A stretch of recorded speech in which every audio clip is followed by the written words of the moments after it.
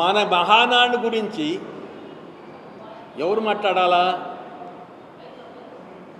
మేము మాట్లాడుకోవాలి. తెలుగుదేశం వాళ్ళు ఏం చేద్దామా, అటు చేద్దాము, ఎట్లా మనం గొప్పగా చేస్తామని మేము మాట్లాడుకోవాలి. మిగతా వాళ్ళకి ఎందుకండి జిల్లా? ఆ జిల్లా అక్కర్లే. మహానాడు పెడితే మేము మాట్లాడుకోవాలి కానీ ఇతరులు మాట్లాడకూడదు. అలాంటి సందర్భంలో వేరే పార్టీ వాళ్ళు కలుగు చేసుకుని మహానాడు గురించి మాట్లాడటం అనేది చేతగానితనం. చేతైన వాళ్ళు ఎవరు మాట్లాడరు. మనకెందుకు వాళ్ళు మహానాడు, వాళ్ళ పార్టీ, వాళ్ళ ఇది, మనం ఎందుకు మాట్లాడాలి, మనం ఎందుకు చేయాలని సైలెంట్గా ఉంటాడు.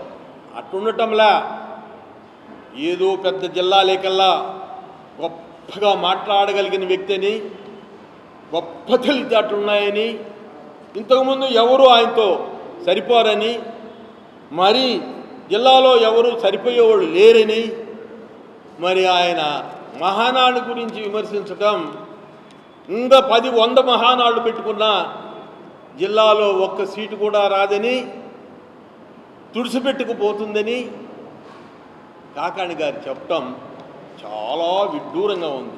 అప్పుడు కూడా ఆయన 24లో జ్యోతిష్యం చెప్పాడు. చిలక జ్యోతిష్యం అంటారు కదా దాన్ని. ఆ జ్యోతిష్యంలో ఏం చెప్పాడు? మొత్తం 175 సీట్లు మాకు వస్తున్నాయన్నారు. అది ఏ దశకు వచ్చిందో మీ అందరికీ తెలుసు. 175 సీట్లు వచ్చాయా? ఎన్ని సీట్లు వచ్చినాయి? 11 సీట్లు వచ్చాయి. అదే కదండి, నేను ఆ పార్టీలో ఉన్నోనే, నేను అందులోనే ఉన్నాను. 2 సంవత్సరాల ముందు గెట్అవుట్ బయటకు వచ్చేసాను. ఎందుకంటే అక్కడ పద్ధతులు నచ్చల. ముఖ్యమంత్రి వాళ్ళు అనేవాళ్ళు ఎట్టుండాలి?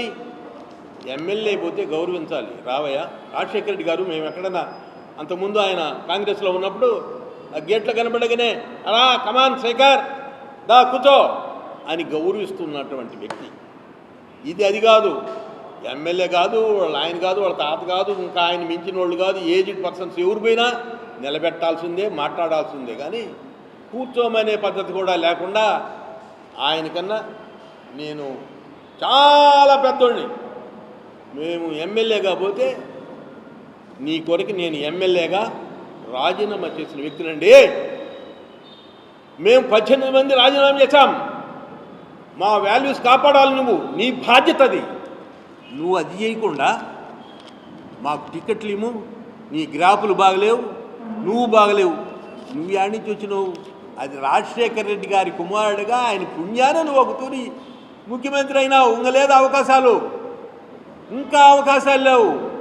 ఈయన కాకాని ఏందో చించుకుంటున్నారు. ఏమి లేవులా, చించుకున్న ఏముండదు. ఇది నెల్లూరు, ఇది తారుమారు చేయగలిగిన జిల్లా. నీలాంటి వాళ్ళని చూసి ఉలిక్కి పడుతుంది. నీవు ఎంత గీరుకున్నా పుళ్ళు కావాల్సిందే కానీ ఇంకేమి కావు. ఒళ్ళంతా పుళ్ళు కావాల్సి వస్తుంది. నీకన్నా పెద్దవాడు సోమిరెడ్డి చంద్రమోహన్ రెడ్డి, నీకన్నా ముందు రాజకీయాలలోకి వచ్చినటువంటి వ్యక్తి, నీకన్నా ముందు మంత్రి అయినటువంటి వ్యక్తి, మంత్రి ఒకరి తూరు కాదు 2-3 తూర్లు, 2 తూర్లు మంత్రి అయినటువంటి వ్యక్తి, నీకన్నా చాలా పెద్దోడు. నీకు మాత్రం తెలివితేటలు లేవు ఆయనకి. నువ్వు ఆ మనిషిని ఆయన పట్టుకొని బక్కోడు, పిరికిడి కండ లేదు, సన్నంగా ఉండడు. నీకు శరీరం అది జీన్స్ అండి, జీన్. అది వాళ్ళ తాతల తరం నుంచి వచ్చేటటువంటి జీన్. నీది అంతే, నీది జీనే. నువ్వు ఆయనకన్నా ఆమెను పొడిచి ఎత్తినట్లేవు. నీకు ఆ గుణాలు ఉన్నాయి. నేను కూడా పార్టీలో ఉన్నప్పుడు తమరిని కూడా గమనించినాము. నీకు పదవులు ఇప్పించింది అధ్యక్షుడి పదవి కూడా రాజమోహన్ రెడ్డి గారండి. నీకేం రాలా. నువ్వు జిల్లా పరిషత్ చైర్మన్గా ఉన్నావు, అప్పుడు పూర్తయిన దాకా రాలా. పూర్తయిన తర్వాత వస్తే ఆయన నీకు ఆ పదవి ఇప్పించింది.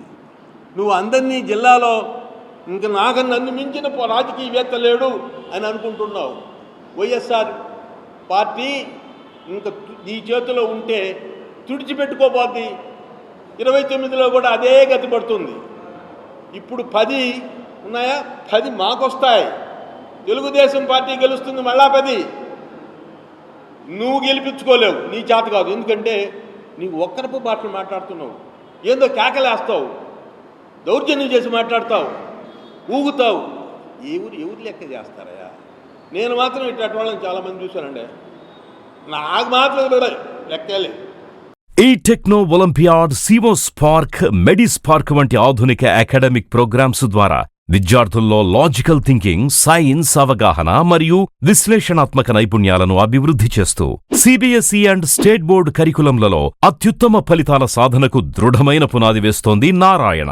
అనుభవజ్ఞులైన అధ్యాపకుల సమగ్ర మార్గదర్శకత్వంలో ప్రతి విద్యార్థిలో logical thinking and analytical skills కి పదును పెట్టి జాతీయ స్థాయి విజేతలుగా తీర్చిదిద్దుతూ వారి ప్రతిభను శిఖరాగ్రాలకు చేరుస్తోంది నారాయణ. అత్యాధునిక డిజిటల్ క్లాస్ రూమ్స్, అత్యుత్తమ ఫిజిక్స్ అండ్ కెమిస్ట్రీ ల్యాబ్స్ తో కూడిన సాంకేతికతతో కూడిన విద్యా వాతావరణం, విశాలమైన ప్లేగ్రౌండ్, పరిశుభ్రమైన డైనింగ్ హాల్లో రుచికరమైన పోషకాహారం, సౌకర్యవంతమైన హాస్టల్ సదుపాయాలు కల్పిస్తోంది నారాయణ. 2026-27 విద్యా సంవత్సరానికి అడ్మిషన్లు ప్రారంభం. వావిలేటిపాడు, ధనలక్ష్మీపురం, నెల్లూరు.